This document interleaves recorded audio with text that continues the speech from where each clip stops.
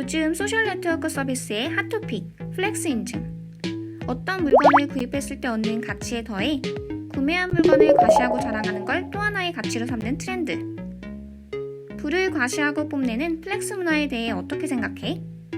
플렉스는 다양한 미디어를 통해 폭발적인 인기를 얻으며 플렉스를 목표로 돈을 모아 명품을 사고 뽐내는 과시적 소비로 이어지고 있어.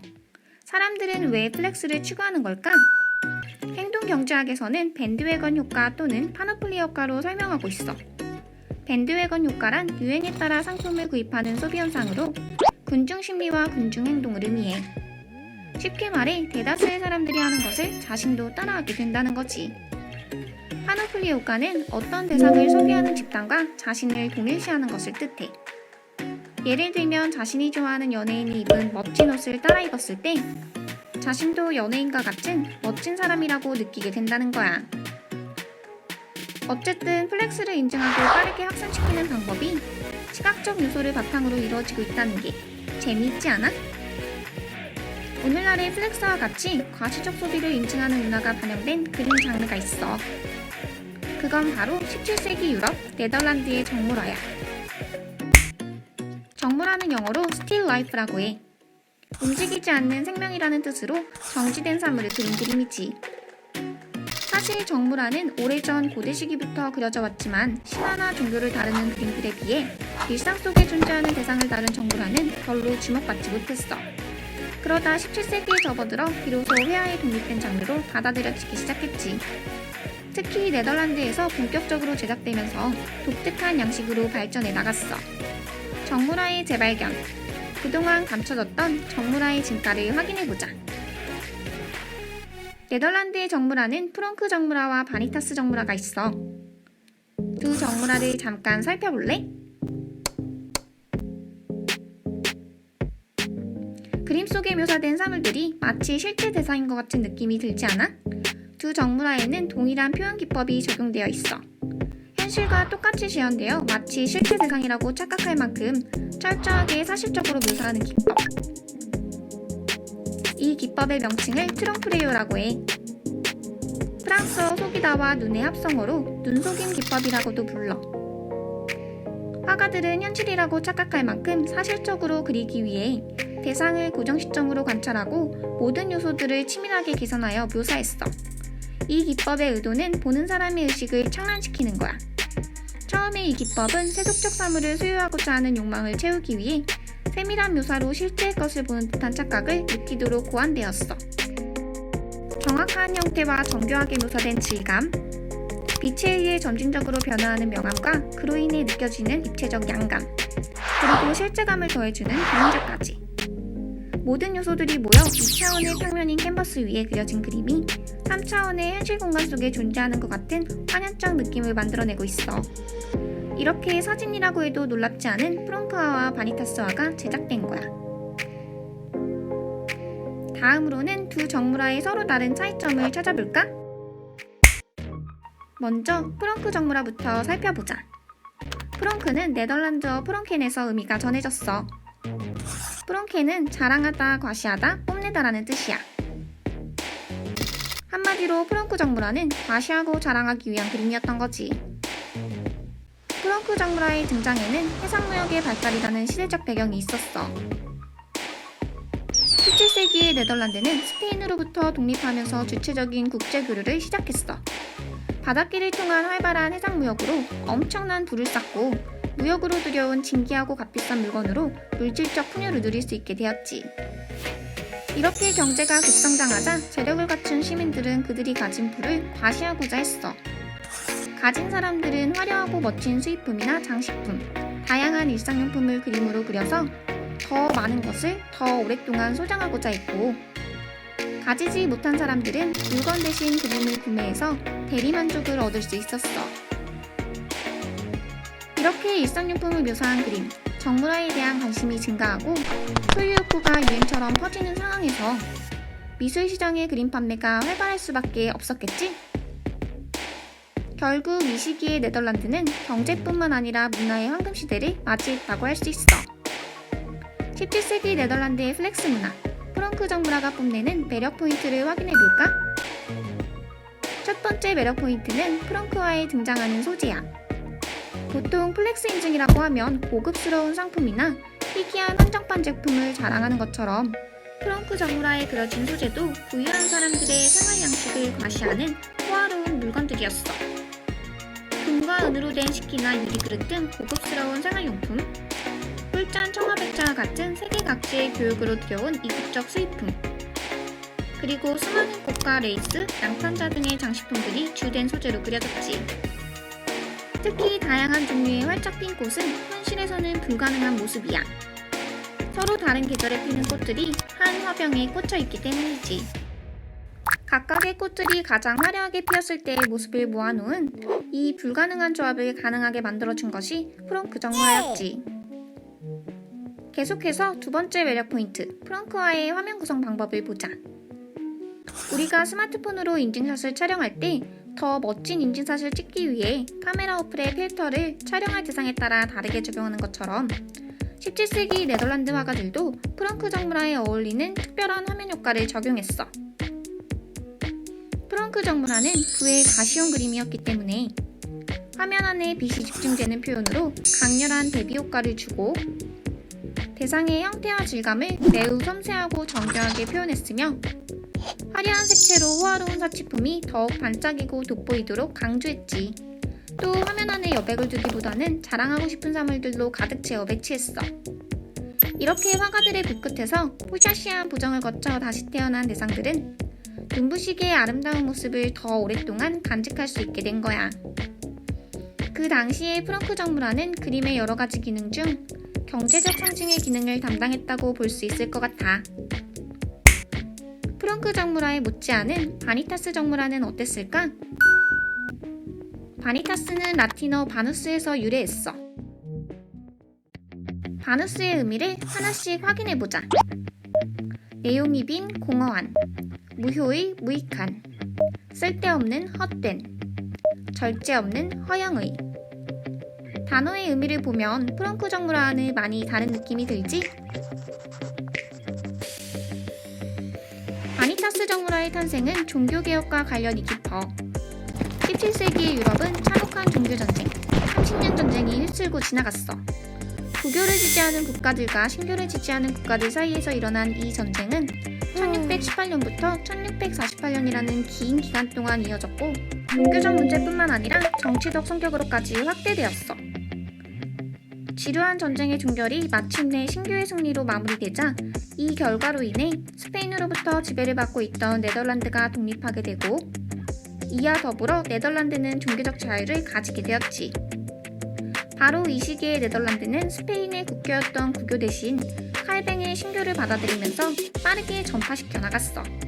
칼뱅의 신교는 구교의 허례허식과 부정부패를 비판하고 금욕주의를 강조했어.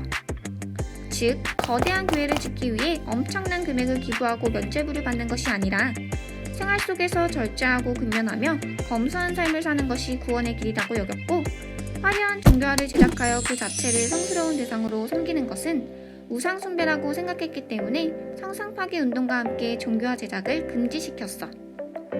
상황이 이렇게 흘러가다 보니 그동안 종교화를 그려서 돈을 벌어온 화가들은 새로운 장르의 그림을 개척해야만 했어. 여기서 잠깐, 아까 17세기의 네덜란드는 독립과 함께 해상무역의 발달로 경제와 문화의 황금기였다고 했던 거 기억나지? 부를 쌓은 네덜란드인들은 자신의 부를 과시하고 싶은 세속적 마음과 동시에 새롭게 받아들인 신교에서 금욕적 가치를 추구하는 것에 대한 모순에 부딪혔어. 시대적 흐름이 화가들에게 안겨준 과제. 부의 과시용 그림이자 동시에 금욕적 가치를 반영한 그림을 그려야 했던 거야.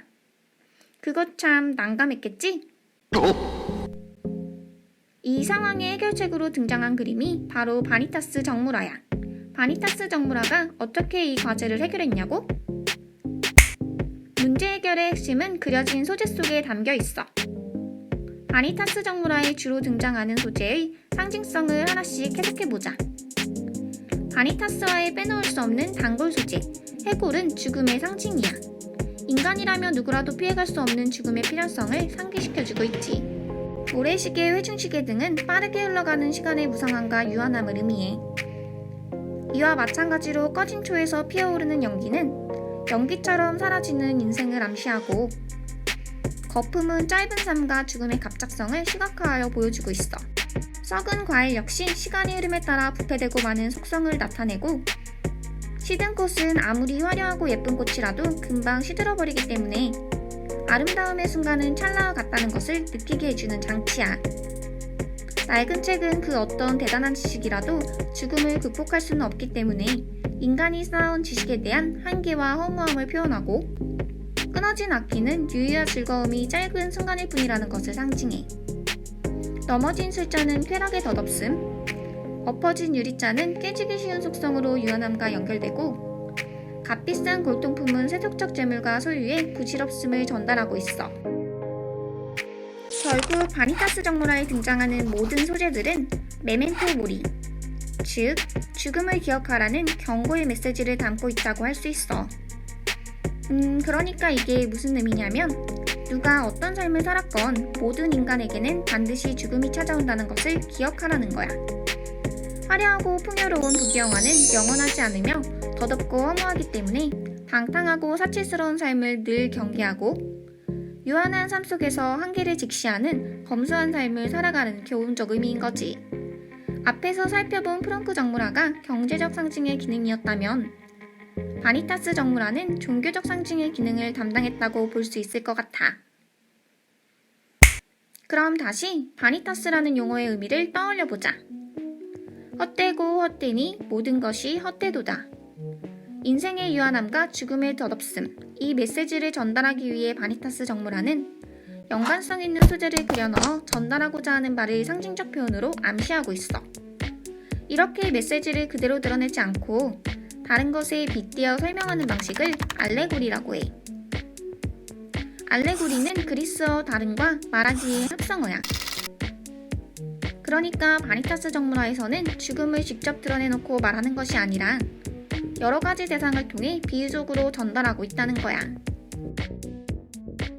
알레고리가 담긴 바니타스와 그림 속에는 알레고리적 대상들뿐만 아니라 여전히 희귀하고 진귀한 대상들이 함께 묘사되어 있지만 상징성이 담긴 대상들과 함께 어우러지면서 마냥 그 자태를 뽐내던 프랑크화는 사뭇 다른 엄숙한 분위기를 자아내고 있어.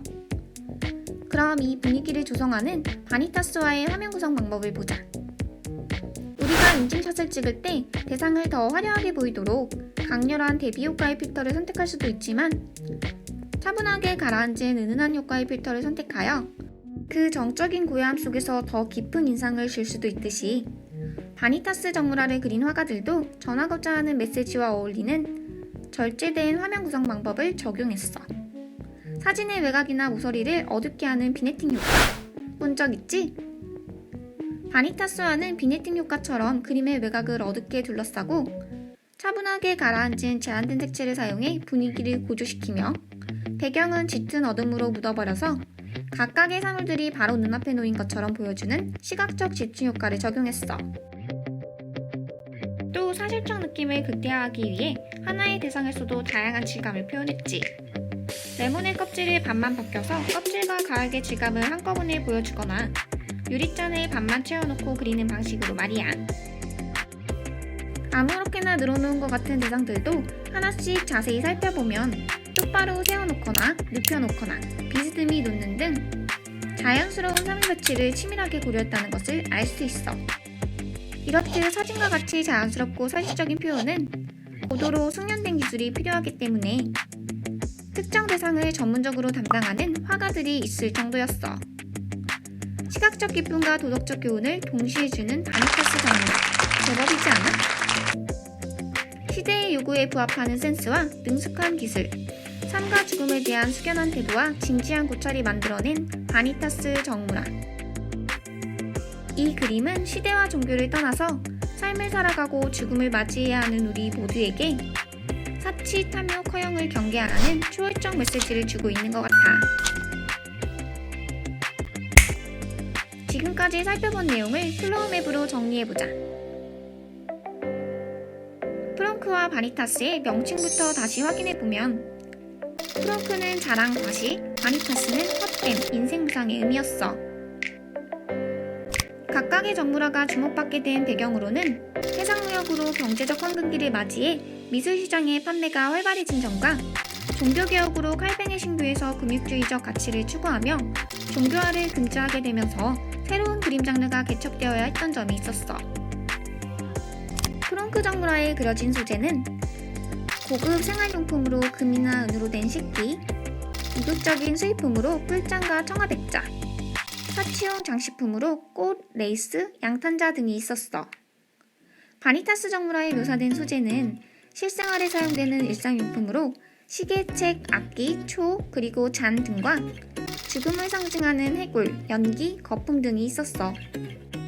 두 정물화의 공통적 표현 기법으로는 트렁프레유를 적용했고, 프렁크화에서 강조된 표현 방법은 화려한 색, 강렬한 대비, 대상을 화면 가득 배치한 구도 등이 있었어. 반면에 바니타스화에서는 제한된 색, 차분한 톤, 대상의 치밀한 배치로 일상 속 흔한 장면을 포착한 듯한 자연스러운 구도 등이 있었어.